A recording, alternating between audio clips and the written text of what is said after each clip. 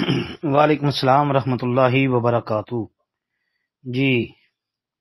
یہ سوال بھائی نے لکھا جی، کیا حائضہ عورت قرآن کو اٹھائے بغیر تلاوت کر سکتی ہے؟ کہتے ہیں برائے مہربانی حدیث کے ساتھ رہنما فرمائیں۔ محترم بھائی، اس مسئلے میں کافی سارا اختلاف ہے۔ کچھ علماء حائضہ عورت کے مطلقاً قرآن پڑھنے کی ممانعت کے قائل ہیں، کچھ جو ہیں کچھ صورتوں میں اس کے جواز کا فتویٰ دیتے ہیں، مطلب کہ اگر حائضہ جو ہے وہ حافظہ ہے تو وہ پڑھ لے، اور اس بارے میں ایک روایت بھی یہ پیش کی جاتی ہے جس میں آتا ہے کہ اللہ کے رسول علیہ السلام نے جنبی اور حائضہ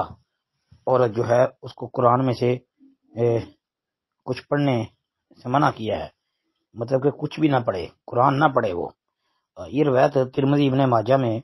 موجود ہے، ترمذی میں 131 اور ابن ماجہ میں 595 نمبر، لیکن اس کی سند صحیح نہیں ہے کیونکہ اسماعیل بن عیاش کی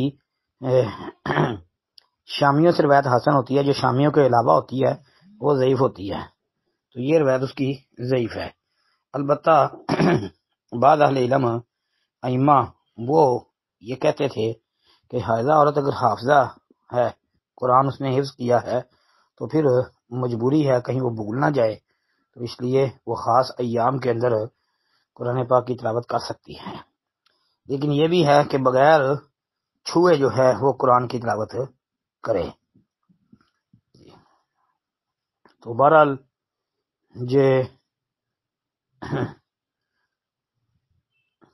کم از کم یہ ہے کہ زبانی جو ہے اگر بھولنے کا خطرہ ہو تو زبانی جو ہے بغیر چھوئے قرآن کو کوئی 2 آیتیں 4 آیتیں تھوڑا بہت پڑھا جا سکتا ہے، جس طرح کہ عبداللہ بن عباس رضی اللہ تعالی عنہ کے نزدیک بھی، یعنی جنبی کے متعلق آتا نا کہ وہ 1-2 آیتیں پڑھ سکتا ہے، یعنی ان کے نزدیک بھی یہ بات صحیح ہے۔ السلام علیکم ورحمۃ اللہ۔